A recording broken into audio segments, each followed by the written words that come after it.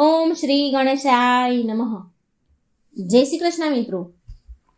ખૂબ જ સરસ મજાની આજે આપણે વાર્તા સાંભળીશું કે રાત્રે એઠા વાસણ મૂકવાથી માં લક્ષ્મી શું કહે છે, શું થાય છે એઠા વાસણ મૂકવાથી.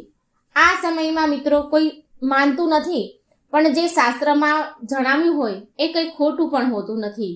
જે સત્ય છે એ સત્ય છે જ. આપણા માનવાથી ન માનવાથી એ બદલાઈ જતું નથી.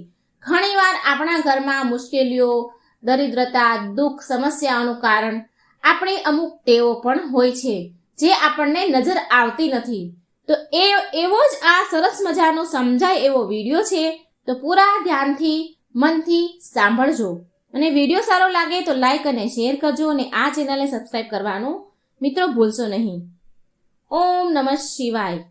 ઓમ નમો ભગવતે વાસુદેવાય. માં લક્ષ્મી કહે છે કે રાત્રે વાસણ એઠા મૂકવાથી માં લક્ષ્મી ક્યારેય એ ઘરમાં પ્રવેશ કરતા નથી. મિત્રો, આપણા શાસ્ત્રમાં એવું કહેવાયું છે કે જે લોકો રાતના સમયે એઠા વાસણ મૂકે છે અને તે વાસણ સવારે સાફ કરે છે, તેવા લોકોના ઘરમાં માં લક્ષ્મીનો પ્રવેશ થતો નથી. આ વિષય પર નાની એવી વાર્તા છે, એ તમે સાંભળો. પ્રાચીન સમયની વાત છે. એક નગરમાં એક પતિ પત્નીની જોડી રહેતી હતી. એક સ્ત્રી પતિ પત્ની બહુ ગરીબ હતા. તે સ્ત્રીનું આખું જીવન ગરીબી અને નિર્ધનતામાં વીત્યું. તે સ્ત્રી આખી જિંદગી એણે ફાટેલા તૂટેલા કપડાં પહેર્યા અને તેના બાળકોને પણ ફાટેલા તૂટેલા કપડાં જ પહેરાવ્યા. તેનો પતિ ખૂબ જ મહેનત કરતો, પૈસા કમાવે, પણ ક્યારેય બે પૈસા ભેગા કરી શક્યો નહીં. તેની પરિસ્થિતિ ક્યારેય બદલાઈ જ નહીં. એક સાંધે તો 13 તૂટે એવી દશા હતી. જે માણસો અધિક માત્રામાં ગરીબ હોય છે ને, તેનું જીવન ખૂબ જ દુઃખભર્યું હોય છે. લોકો તેની મજાક બનાવી દે છે. અને આવો જ હાલ આ બંને પતિ પત્નીનો હતો. તેનો પરિવાર હંમેશા ફાટેલા તૂટેલા કપડામાં જ હોય, કારણ કે નવા સારા કપડાં પહેરે એટલું ધન ક્યારેય ભેગું થાય જ નહીં. જ્યારે તે લોકો રસ્તામાં નીકળે એટલે લોકો કાયમ તેને ખટીચર, ભિખારી કહીને બોલાવે, તેની મજાક ઉડાવે. તે પતિ પત્ની ભગવાનની સેવા પૂજા પણ કરતા હતા, પણ ખબર નહીં તેના નસીબમાં શું હતું. તે લોકો ક્યારેય બે પૈસા પામતા જ નહીં. તે પતિ પત્ની હંમેશા તેના ભાગ્યને કોસતા રહે. તે લોકો હંમેશા ઉપરવાળાને દોષ આપે કે એ બંને કહે કે ન જાણે ભગવાને આપણા નસીબમાં શું લખ્યું છે, ક્યારેય આપણને સુખ ન મળ્યું. તે પતિ પત્ની કહે છે કે જ્યારે આપણે મરીને ઉપરવાળાના દરબારમાં જઈશું તો ભગવાનને આપણે એક જ સવાલ કરીશું કે ભગવાન, અમે એવો તે કયો ગુનો કર્યો હતો, એવું તે શું અપરાધ કર્યા હતા કે અમને આટલું દુઃખી અને આટલી ગરીબી તમે આપી? અમારું આખું જીવન ગરીબીમાં જ ગયું. બંને આવી જ વાતો કરતા આ બંને આમને આમ એમણે આખું જીવન ગરીબીમાં વિતાવ્યું અને આમને આમ બંને વૃદ્ધ થયા. હવે તે સમયે કમાવાની હાલતમાં પણ નહોતા. તેમની ઘરની દશા બહુ વધારે ને વધારે ખરાબ થઈ, કારણ કે હવે એ કમાય એવી તો એમની હાલત નથી, તો કમાવા કેવી રીતે જાય? એટલે ઘરની દશા વધારે દુર્બળ થઈ ગઈ. ઘણી વાર તો ભૂખ્યા સુવાના વારા આવે. ઘણી વખત ભૂખ્યા જ સૂઈ ગયા હતા. અને તેના બાળકો પણ કમાવા માટે જ્યાં ત્યાં મહેનત કરે, પણ બે પૈસા કમાઈ શકતા નહીં. અંતે તે વૃદ્ધ પતિ પત્નીનું મૃત્યુ થયું અને મર્યા પછી ભગવાન ધર્મરાજાના દરબારમાં ગયા. તે બંને પતિ પત્ની ધર્મરાજાના દરબારમાં આવે છે અને ધર્મરાજા બંને પતિ પત્નીના લેખા જોખા જુએ છે. અને ધર્મરાજા આ બંનેને કહે છે કે તમે મનુષ્ય યોનિમાં અવતાર લીધો છે, તો પણ તમારા હાથે કોઈ પુણ્ય કામ થયું નથી. તમે બંનેએ તમારા હાથોથી પુણ્ય દાન કર્યું નથી, ન કોઈ દાન દક્ષિણા આપી. તમે લોકોએ કોઈ પણ સારું ધર્મનું કાર્ય નથી કર્યું. તમારા ખાતામાં કોઈ પણ જાતનું પુણ્ય જમા નથી. માટે તમને બેવને કઠોરથી કઠોર દંડ દેવામાં આવે છે. ધર્મરાજાની આવી વાત સાંભળી બંને પતિ પત્ની ધર્મરાજાને કહે છે કે હે પ્રભુ, અન્યાય તો તમે અમારી સાથે કર્યો છે.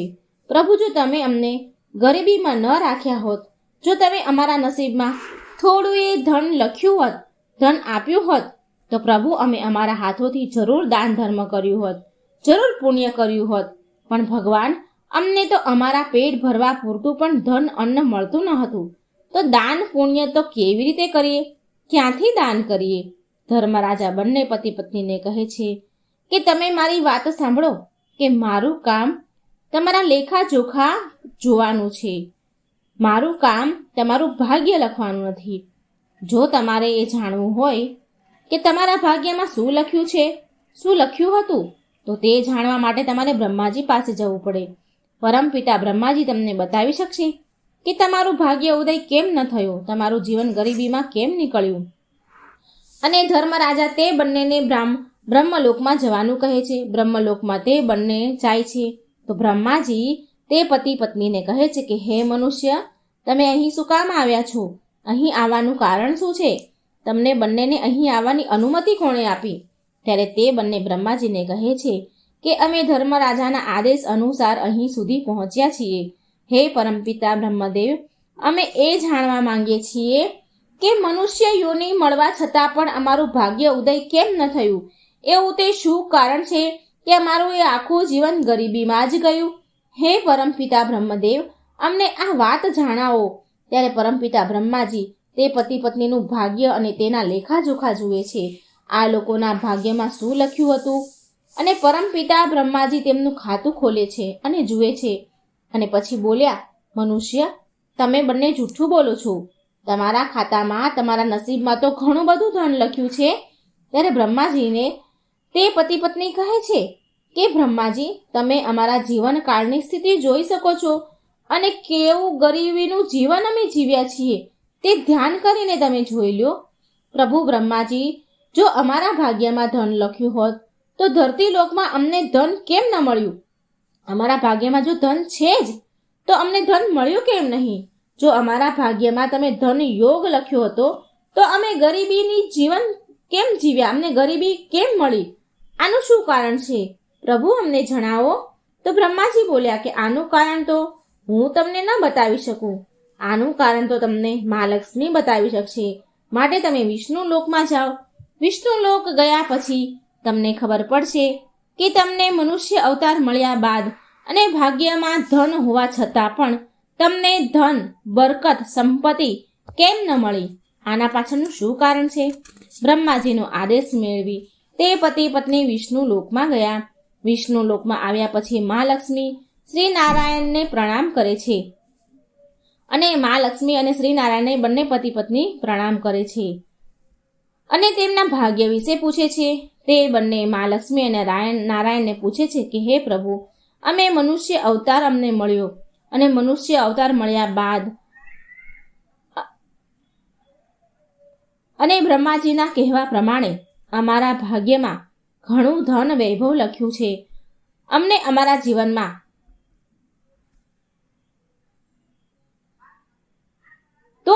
અમારા જીવનમાં ગરીબી કેમ મળી? અમને ધન સંપત્તિ, સુખ, વૈભવ કેમ ન મળ્યું? અમારા ભાગ્યમાં કેટલું બધું ધન હતું.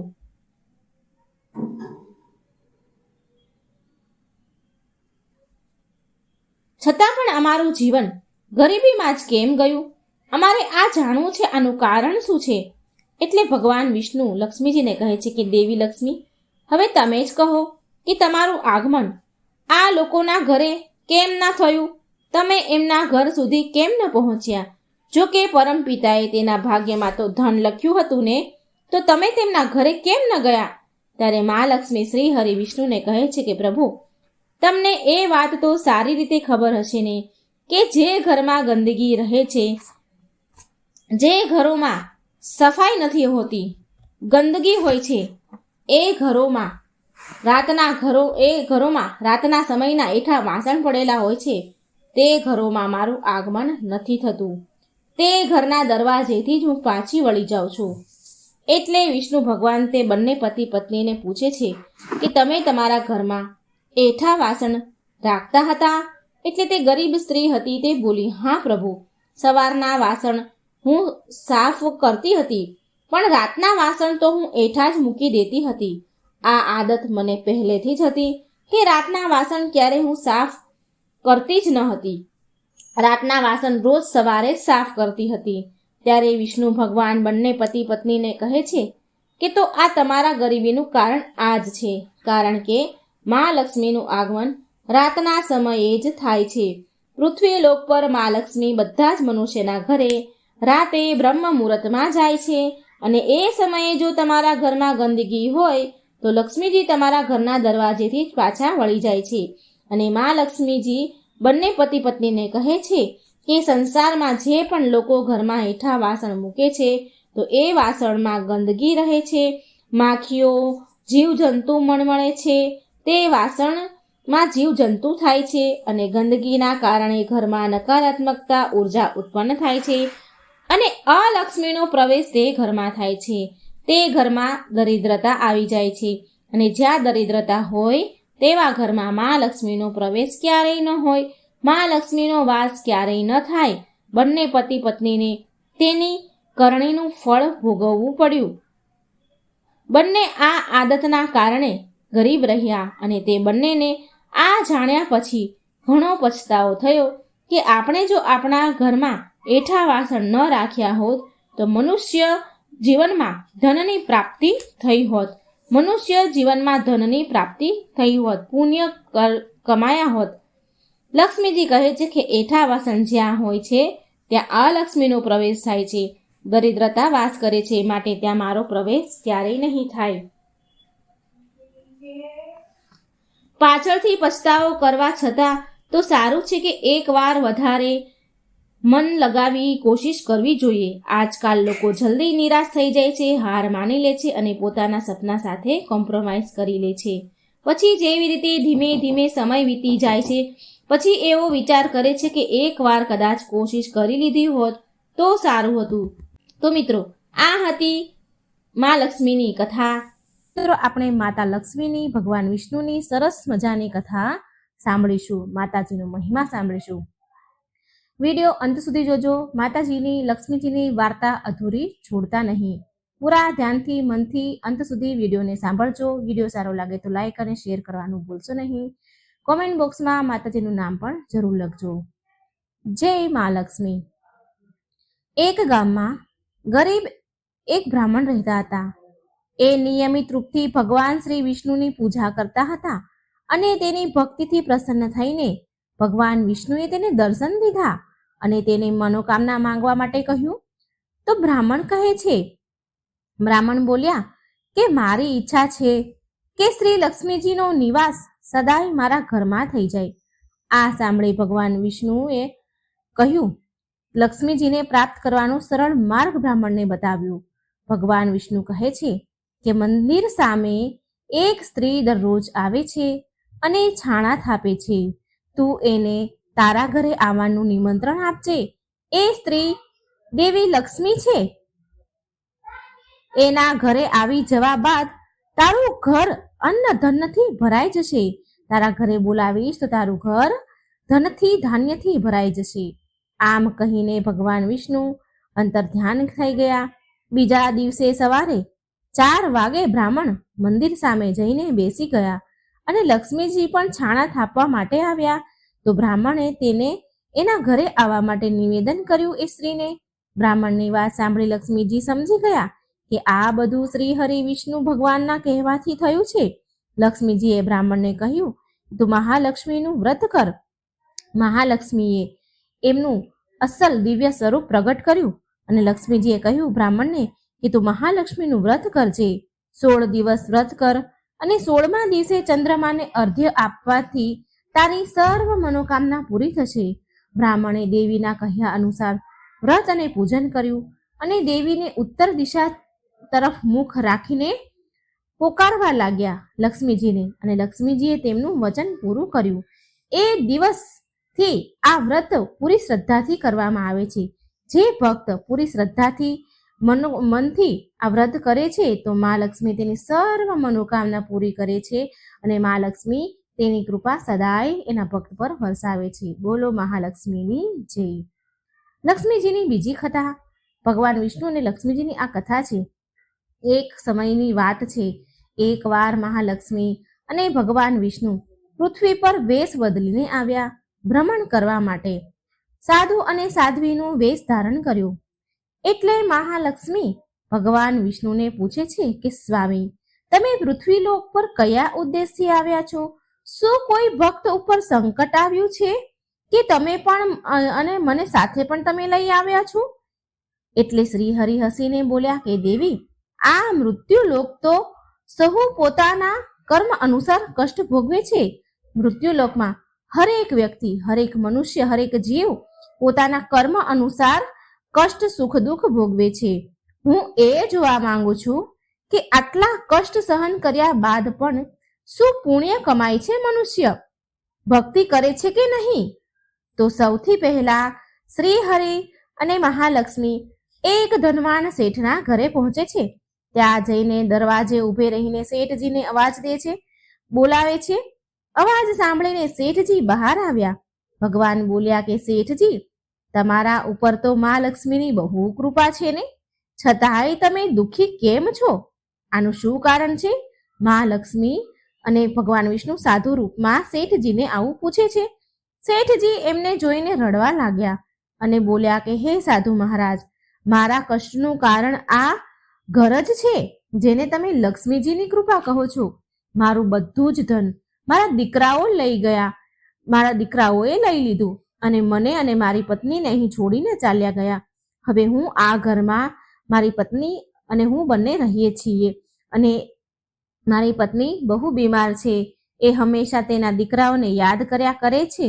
જો આ ધન જ ન હોત ને તો લાલચ પણ ન હોત, અમારા દીકરા અમારી પાસે હોત.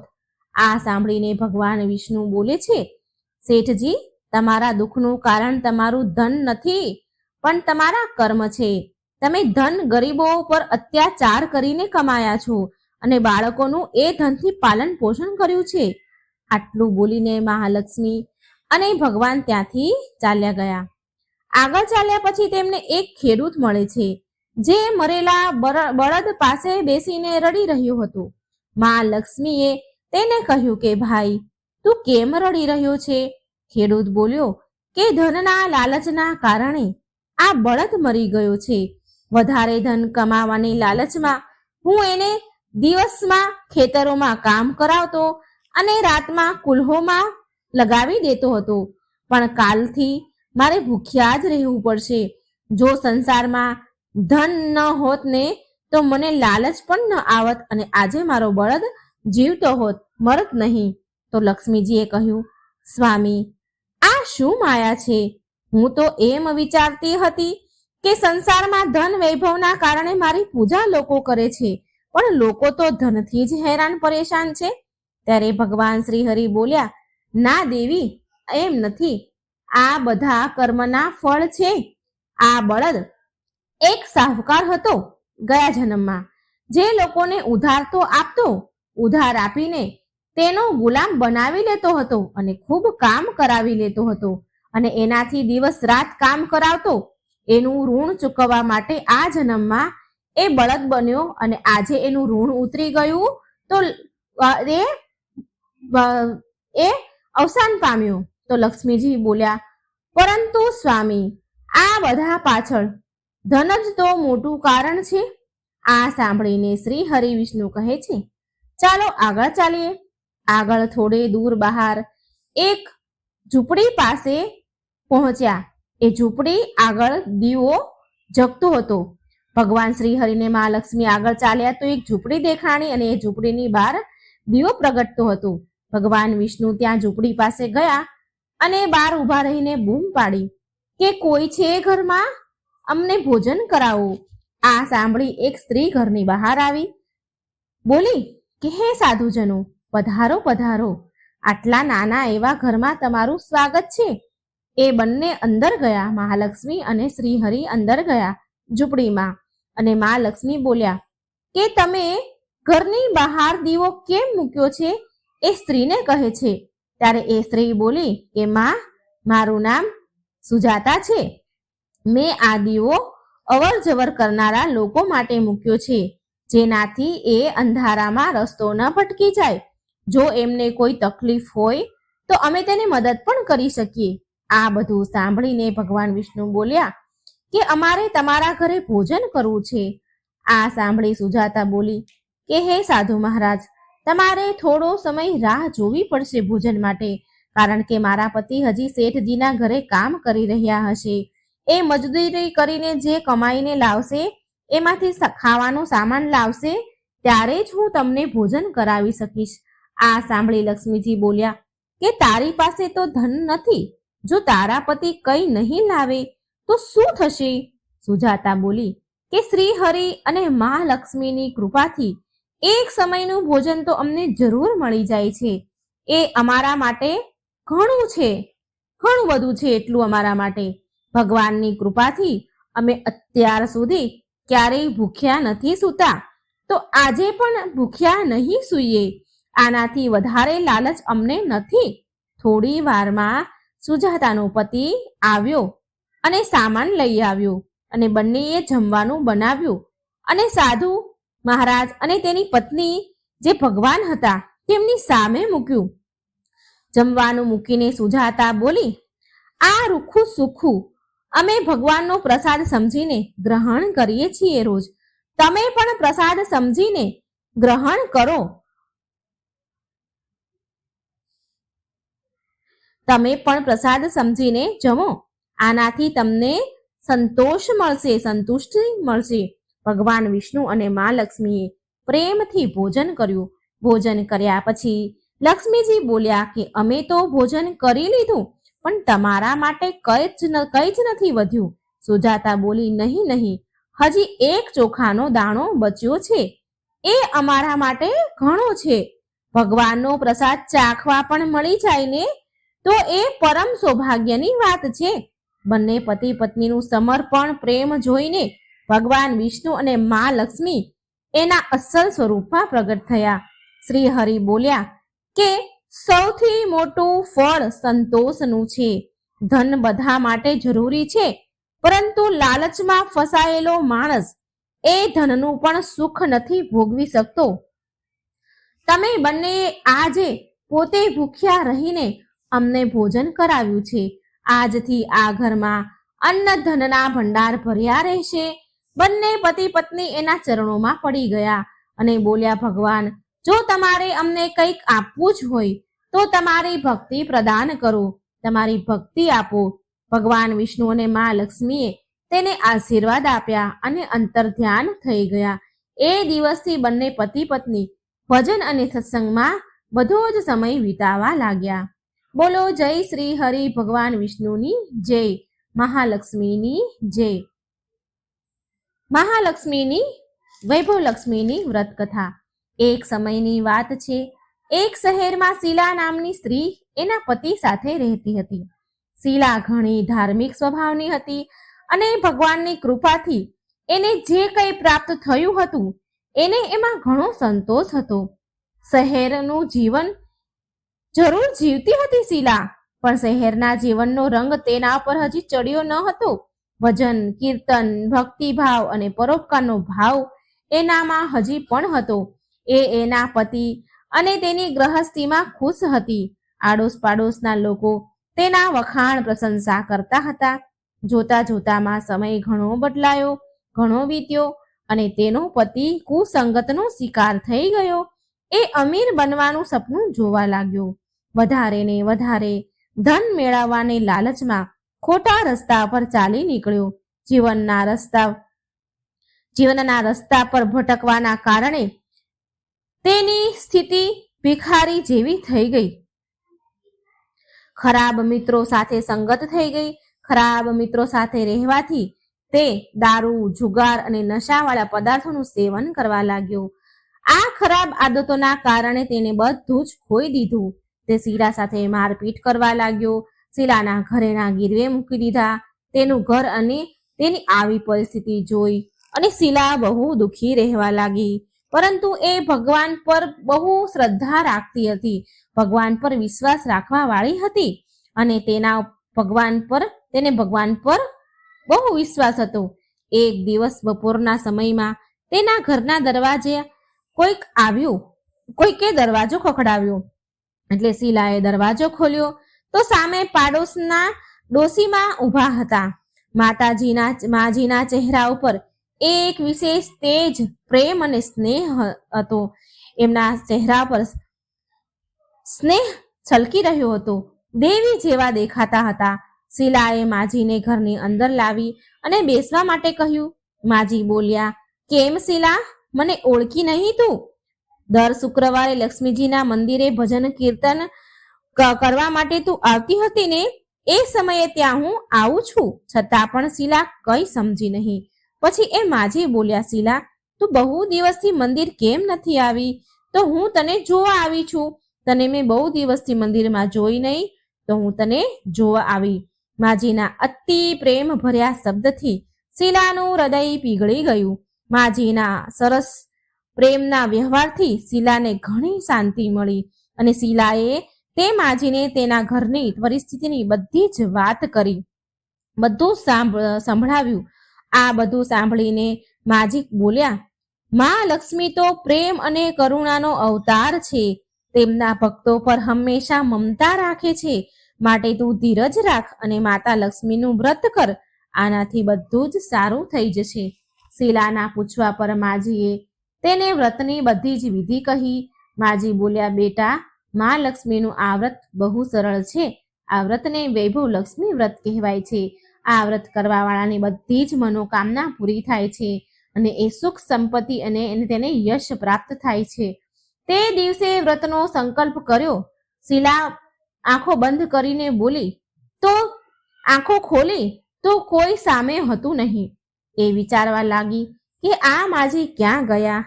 એ માજી બીજા કોઈ નહીં પણ સાક્ષાત માતા લક્ષ્મી હતા.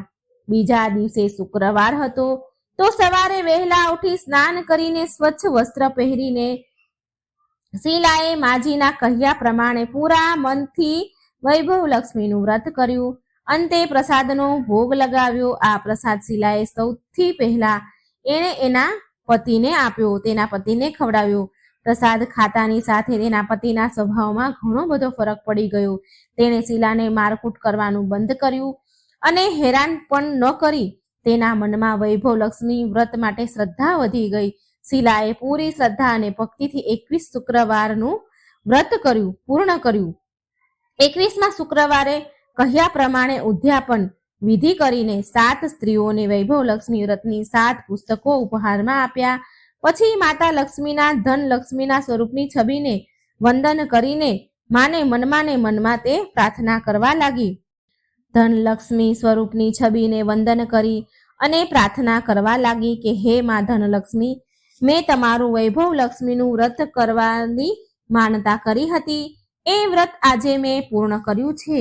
મારી બધી જ વિપત્તિ સંકટ દૂર કરો માં. અમારું બધાનું કલ્યાણ કરજો. જેને સંતાન ન હોય તેને સંતાન આપો. સૌભાગ્યવતી સ્ત્રીને અખંડ સૌભાગ્ય આપો. કુંવારી દીકરીને મન ગમતો ભરથાર આપો. તમારું આ ચમત્કારી વૈભવ લક્ષ્મી વ્રત જે પણ સ્ત્રી કરે તેની બધી જ વિપત્તિ દૂર કરો. બધાને સુખ સંપત્તિ આપો. આવું બોલીને લક્ષ્મીજીના ધન લક્ષ્મી સ્વરૂપની છબીને શીલાએ પ્રણામ કર્યા. વ્રતના પ્રભાવથી શીલાનો પતિ સારો બની ગયો. સારો કુસંગત એને છોડી દીધી. બધો નશો કરવાનો છોડી દીધો અને મહેનત કરી, તનતોડ મહેનત કરીને ધન કમાવા લાગ્યો અને શીલાના ગીરવે મૂકેલા ઘરેણા પણ એણે છોડાવી દીધા. ઘરમાં ધનનો વરસાદ વરસ્યો. ઘરમાં પહેલાની જેવી સુખ શાંતિ છવાઈ ગઈ. તો આવો છે લક્ષ્મીજીના વૈભવ લક્ષ્મીજીના વ્રતનો પ્રભાવ. બોલો મહાલક્ષ્મીની જય. જય શ્રી હરિ વિષ્ણુ. હવે આપણે મા લક્ષ્મીના મહેલની કથા સાંભળીશું. એકવાર મા લક્ષ્મીએ માતા પાર્વતીને તેનો સુંદર અને ભવ્ય મહેલ જોવા માટે બોલાવ્યા. હવે આ તો મા લક્ષ્મીનો મહેલ, માટે તે મહેલમાં કોઈ પણ પ્રકારની કમી થોડી હોય. તે મહેલની ઝગમગાહટ, ચમક દૂર દૂર સુધી દેખાઈ રહી હતી. મોટા મોટા ઝરૂખા, અનેક પ્રકારના ફૂલ, સુંદર બગીચામાં જાત જાતના ફૂલો. માતા પાર્વતીએ સુંદર મહેલ જોયો. મહેલની સુંદરતા જોઈને મા તો હેરાન રહી ગયા. માતા પાર્વતીને માતા લક્ષ્મીથી થોડી ઈર્ષ્યા થઈ એટલે માં પાર્વતી બોલ્યા, હું પણ મહાદેવને કહીશ અને એક આવો જ સુંદર મહેલનું નિર્માણ કરાવીશ. માતા લક્ષ્મીએ પાર્વતીજીને મજાક ઉડાડતા કહ્યું કે મહાદેવ તો ગળામાં સાપ લપેટીને ફરે છે, શરીર પર રાખ ચોપડીને ભભૂત ચોપડીને રહે છે અને ભાંગ પીધા કરે છે, બરફના ડુંગરા પર ફર્યા કરે છે. એ ક્યાં બનાવી શકે આવો મહેલ? મા લક્ષ્મીની આવી વાત સાંભળી મા પાર્વતીને બહુ ખોટું લાગ્યું અને પછી એ ત્યાંથી ચાલ્યા ગયા અને તે મહાદેવ પાસે આવીને જીદ કરવા લાગ્યા કે મને પણ એક મહેલ જોઈએ. હું હમણાં જ મા લક્ષ્મીનો મહેલ જોઈને આવી છું, મને એનાથી પણ સુંદર મહેલ જોઈએ. મા પાર્વતીજી મહાદેવ પાસે હઠ કરવા લાગ્યા અને પાર્વતીજી કહે છે, તમે તો દેવોના દેવ મહાદેવ છો અને બધા દેવતા તો સુંદર સુંદર મહેલોમાં રહે છે, પણ તમે બરફના ડુંગરામાં રહો છો. આવી રીતે રહેવાથી તમારી માન પ્રતિષ્ઠામાં કમી આવી જશે, ઘટી જશે. આવી રીતે રહેવું તમને શોભા નથી દેતું મહાદેવ. પ્રભુ તમને આવી રીતે શોભા નથી દેતું. માતા પાર્વતીએ તો જીદ પકડી લીધી અને કહે છે કે મારે એવો મહેલ જોઈએ છીએ, એવા મહેલમાં રહેવું છે જે ત્રણેય લોકમાં ક્યાંય ન હોય. મહાદેવ બધું જ જાણતા હતા, પણ તે પાર્વતીજીની વાત માનતા ન હતા. મહાદેવ કહે છે, અરે દેવી, હું તો યોગી છું, હું મહેલમાં ચેનથી નહીં રહી શકું. મને તો આવી રીતે જ રહેવામાં આનંદ આવે છે. પણ મા પાર્વતી માન્યા નહીં અને છેવટે મહાદેવને તો ઝૂકવું જ પડ્યું. સ્ત્રી હઠ આગળ કોનું ચાલે? મહાદેવ મહેલ બનાવવા માટે વિશ્વકર્માજીને બોલાવ્યા અને તેમને એવો મહેલ બનાવવાનું કહ્યું કે જેની બરાબરી ત્રણેય લોકમાં ક્યાંય ન થાય, ક્યાંય ત્રણેય લોકમાં એવો મહેલ ન હોય.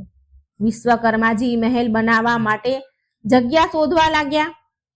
શોધતા શોધતા તેમને એક એવી જગ્યા મળી જે ચારેય બાજુથી પાણીથી ઢંકાયેલી હતી અને વચ્ચે 3 સુંદર પર્વત દેખાઈ રહ્યા હતા અને તે જગ્યા સુંદર ફૂલો અને વનસ્પતિઓથી ભરેલી હતી.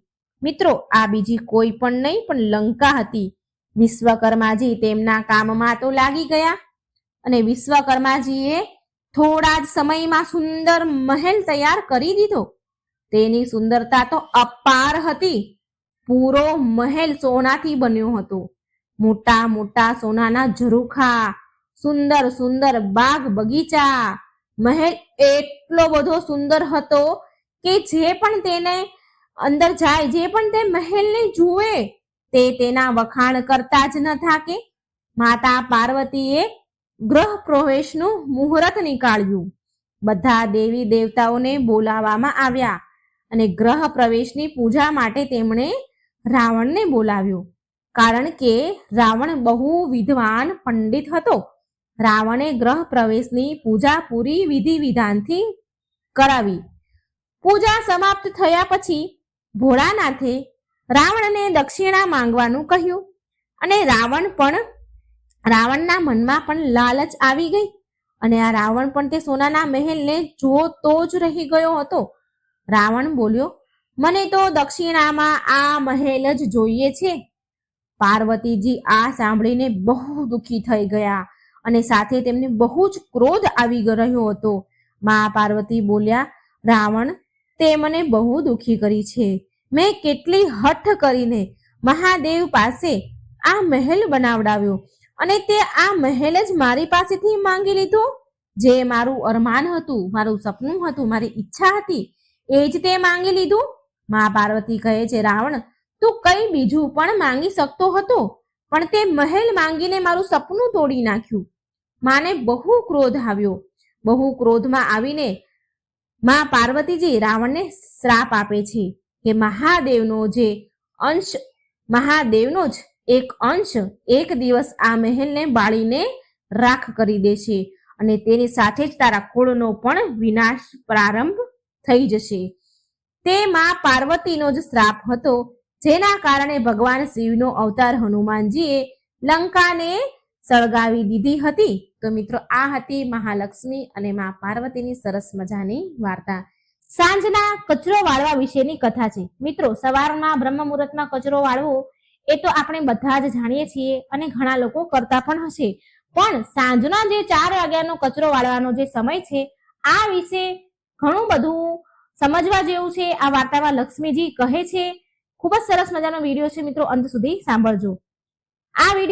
આ વાત લગભગ હજી સુધી કોઈ નહીં સાંભળી હોય તો એક વાર્તાના માધ્યમથી આપણે સાંભળીએ. આપણા વડીલ કહે છે કે સાંજે 4 વાગે કચરો જરૂર વાળવો જોઈએ. એમનું કહેવું એકદમ સાચું છે અને હજી પણ જે કહે છે આપણા વડીલો એ સાચું જ કહે છે. સાંજના 4 વાગે કચરો વાળવાથી ઘરની દરિદ્રતા જતી રહે છે. ઘરમાં સુખ સમૃદ્ધિનો વાસ થાય છે. સુખ સમૃદ્ધિના ભંડાર ભર્યા રહે છે. મા લક્ષ્મી એના જ ઘરમાં નિવાસ કરે છે જ્યાં સાફ સફાઈ સ્વચ્છતા હોય છે, ઝાડા નથી હોતા, જ્યાં દરિદ્રતા નથી રહેતી. જે સ્ત્રી વહેલી સવારે બ્રહ્મ મુહૂર્તમાં ઉઠીને કચરો વાળી સ્નાન કરીને રસોઈની સફાઈ કરે છે, રાતના રેઠા વાસણ નથી હોતા જેના ઘરમાં, ત્યાં મા લક્ષ્મીનો હંમેશા વાસ રહે છે. મા લક્ષ્મીનો હંમેશા ત્યાં આશીર્વાદ બન્યો રહે છે. એ ઘરમાં માતા લક્ષ્મી નિવાસ કરે છે. એ ઘરમાં બરકત દેવતાનો પણ વાસ રહે છે. ત્યાં ક્યારેય નુકસાન નથી થતું, હંમેશા નફો થાય છે. સાંજના 4 વાગ્યાનો કચરો વાળવો કેમ જરૂરી છે આની એક પૌરાણિક કથા છે, એ હું તમને સંભળાવવા જઈ રહી છું. એક ગામમાં એક ધોબણ રહેતી હતી. તેનું નામ રાની ધોબણ હતું. તેને 2 દીકરા અને 2 દીકરાની વહુ હતી. ધોબણના પતિનું મૃત્યુ બહુ પહેલા થઈ ગયું હતું. રાણી ધોબણના નિયમ હતા. રાણી ધોબણનો નિયમ હતો કે એ દરેક ગુરુવાર અને અમાસના દિવસે ઘાટ પર કપડાં ધોવા જતી ન હતી. એનું પૂરું જીવન લોકોના કપડાં ધોઈને જ નીકળ્યું છે. ગુરુવાર અને અમાસના દિવસે તે લોકોના કપડાં ધોતી ન હતી. બીજો તેનો નિયમ હતો કે ઘરમાં એ સાફ સફાઈ કરતી હતી. 4 રૂમનું મકાન હતું પણ હંમેશા ચમકતું રહેતું હતું. રાણી ધોબણે ક્યારેય ઘરમાં ઝાડા થવા દેતા ન હતા. એ રોજ સાંજ થતા પહેલા એ ઘરમાં કચરો વાળતી અને મુખ્ય મેન દરવાજા સુધી કચરો વાળતી હતી અને કહેતી હતી કે દરિદ્રતા ઘરેથી જાઓ અને સુખ સમૃદ્ધિ ઘરમાં આવો. એની આડોશી પાડોશી પણ સફાઈ વિશે રાણી ધોબણનું ઉદાહરણ આપતી હતી કે સાફ સફાઈ હોય તો રાણી ધોબણ જેવી. રાણી ધોબણે પૂરી ઉંમર ગામ લોકોના, શેઠ લોકોના, જમીનદારોના કપડા ધોવામાં એને પૂરી ઉંમર કાઢી નાખી. રાણી ધોબણના ઘરમાં કોઈ પણ વસ્તુની કમી ન હતી. વહુ, દીકરા અને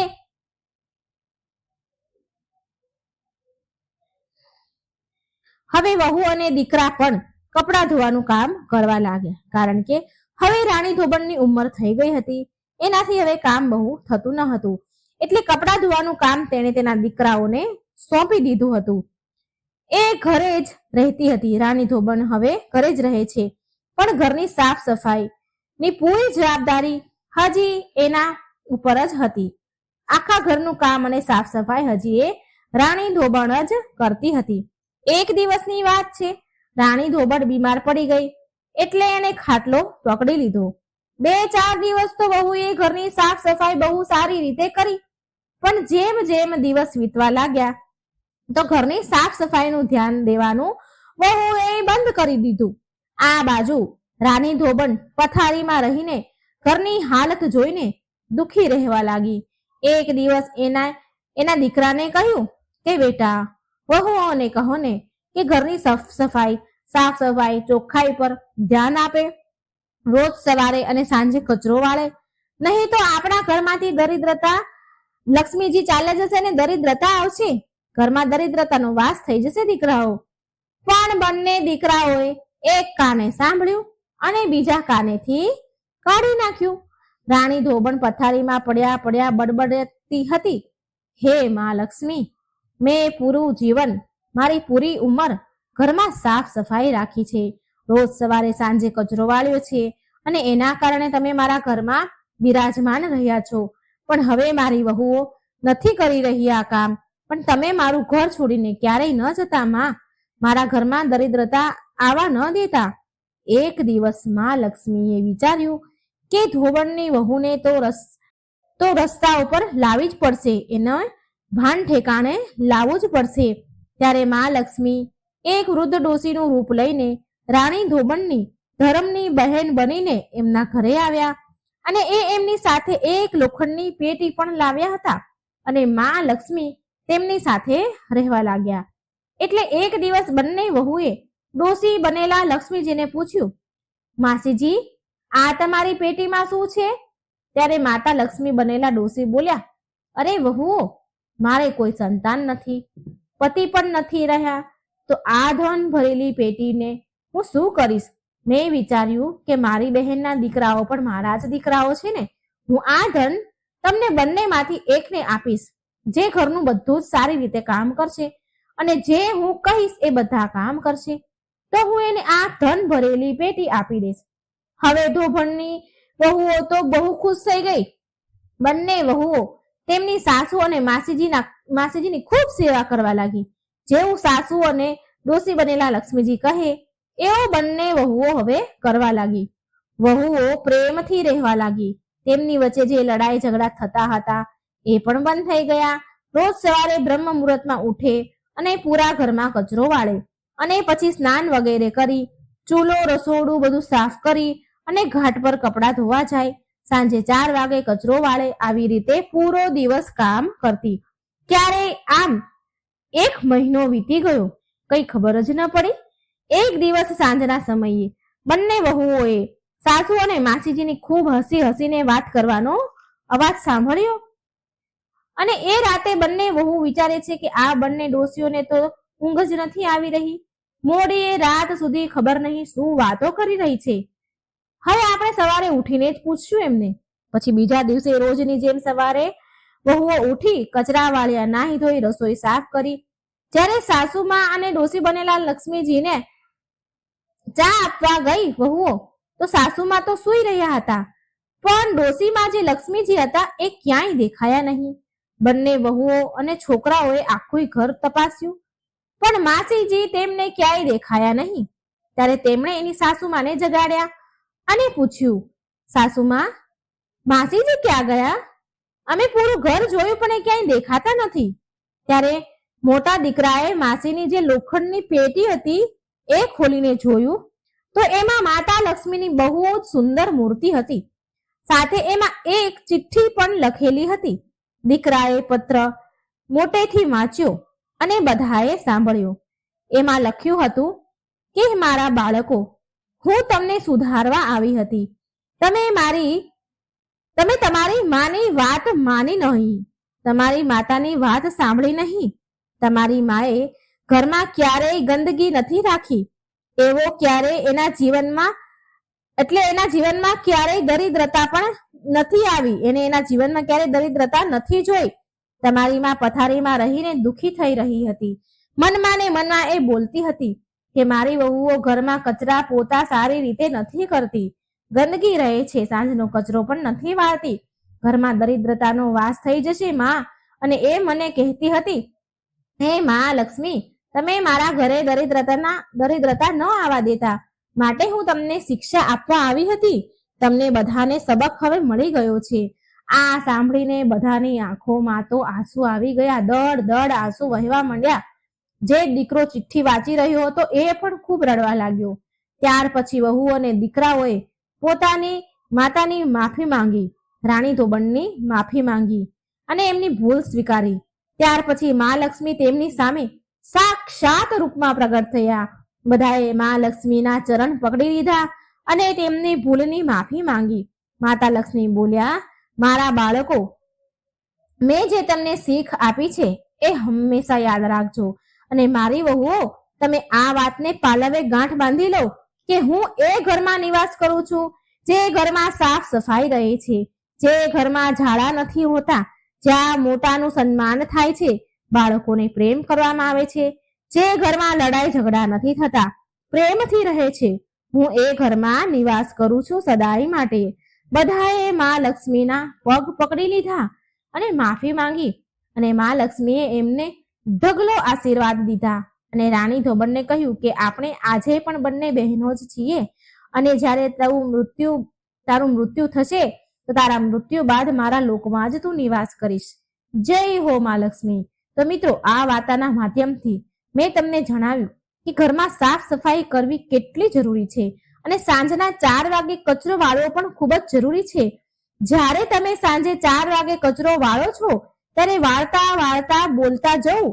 આ જરૂર બોલો કે દરિદ્રતા દરિદ્રતા મારા ઘરેથી જાઓ અને સુખ સમૃદ્ધિ માતા લક્ષ્મી મારા ઘરે આવો. મિત્રો, આ બોલવાનું ભૂલશો નહીં મારી વાલી બહેનો. મિત્રો, આ ગૃહ મંત્ર છે કે દરિદ્રતા જાઓ, સુખ સમૃદ્ધિ માતા લક્ષ્મી મારા ઘરમાં આવો. આ ગૃહ મંત્રને ભૂલશો નહીં અને સવાર સાંજ કચરો વાળવા ટાઈમે જરૂર બોલજો. તો મિત્રો, તમને આ વાર્તા જરૂર ગમી હશે, સમજવા મળ્યું હશે. તો આ વિડીયોને લાઈક કરજો, શેર કરજો અને આ ચેનલને સબસ્ક્રાઇબ કરવાનું મિત્રો ભૂલશો નહીં.